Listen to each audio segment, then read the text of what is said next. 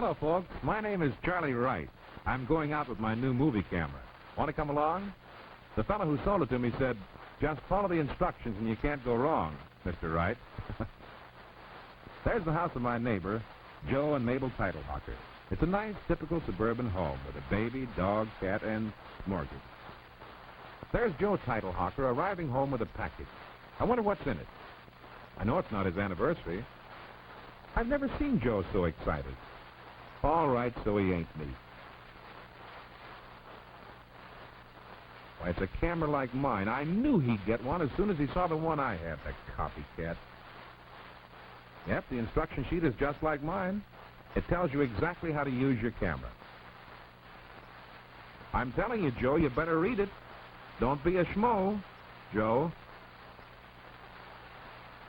Joe's taking his first movies of his wife and dog, Rover. Any resemblance between Rover and Joe is purely coincidental. Now, I'm anxious to see how his first attempt comes out. So is Joe, Mabel, and Rover. Here it comes, Joe's big moment. I'll bet Rover will think he's the new Lassie. What's that? Oh, it's not focused correctly. It must be a picture of Mabel and Rover. I only know it because I saw him shoot it. Now let's leave Joe and his troubles for a minute and see if we can find the correct way to focus. On the front of the camera is a lens. There are two types of lenses, focusing and fixed focus. With the fixed focus lens, no adjustment is necessary as all objects are sharp, except those very near the camera. The focusing lens has to be adjusted. Estimate the distance between camera and object and set the calibrated ring accordingly. This scene is incorrectly focused. As the focusing ring is rotated to the correct position, the scene becomes sharp. There's our Joe again with his camera. I hope he's smart enough not to make the same mistake.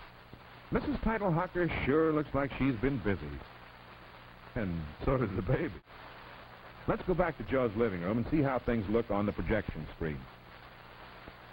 I'll say this for Joe. He didn't make the same mistake twice. He overexposed. When the diaphragm aperture is correct for the amount of light admitted, the scene is properly exposed. If the diaphragm is open too wide, the film is overexposed and is too light. If the diaphragm opening is too small, the film becomes underexposed and is too dark. Another point for the cameraman to consider is the direction of the sunlight. This statue has the sun shining on it from the front. The scene has no depth. It is usually more interesting to place the camera so that the sun lights the object from an angle. Now the statue has shadows in 3 dimensions. You know, cameras are wonderful. When Junior grows up, he can see a movie the first time he walks. And the first time Papa used his camera properly, I hope. You must hold the camera still, Joe. Shall we dissolve to the projection screen? What happened? It seems Mrs. T has a backache and Junior's disappeared. Now, if Joe doesn't mind, the correct way. Compose the scene in the viewfinder carefully. Otherwise, you will lose part of the scene the way Joe likes to do.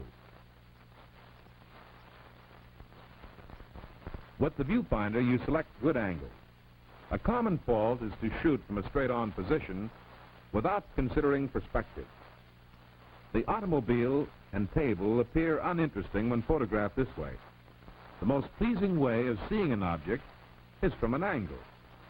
And when we see 2 or more sides, we get a feeling of depth. Now the table and automobile take on added interest. People also are more interesting when seen from the side or from above or from below.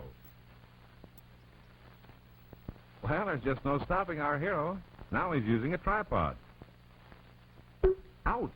Is there a doctor in the house? Come here, you... Sorry, censored. You can see who wears the brains in that family.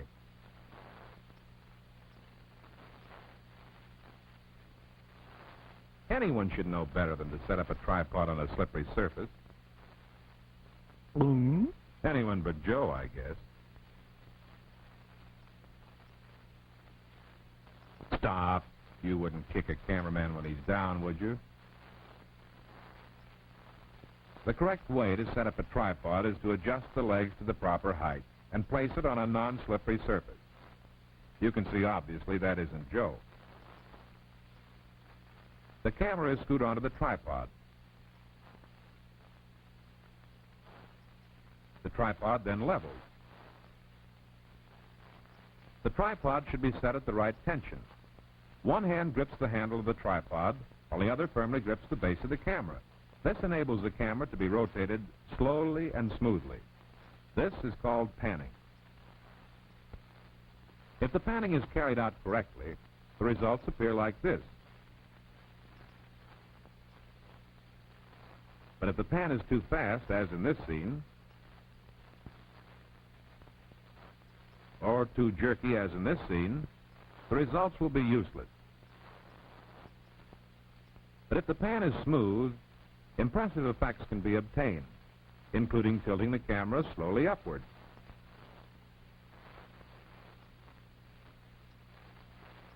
Well, Joe has thrown a party for the neighborhood children.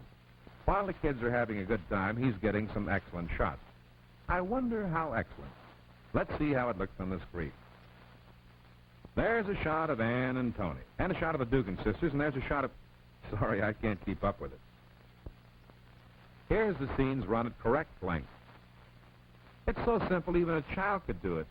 But I forget you're not a child anymore, are you, Joe? Scenes should be run long enough to give the audience a chance to see and enjoy them. And if the scenes are assembled in an interesting order, there will be a greater feeling of continuity. Scenes should be at least 10 seconds. Well, here's our little genius again. And here are the results again.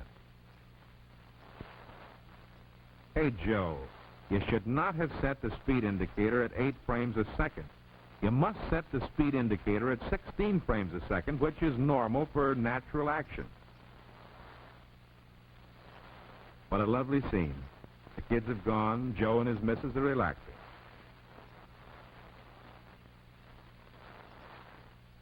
Why read that book, Joe? They didn't even have cameras in those days. Do you mind if I look over your shoulder? Joe, you really fooled me. Just follow instructions and you'll take some real fine pictures and fool everyone. So long, Joe. Goodbye, folks. See you all in the movies.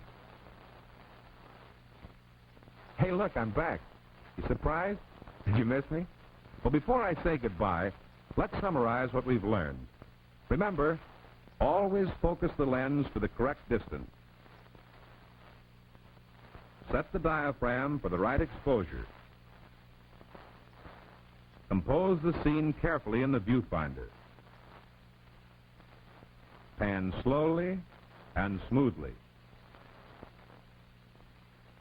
Keep the camera running long enough on each scene. Set the speed indicator at 16. Above all, study your instruction book again and again. And, oh yeah, by the way, goodbye again.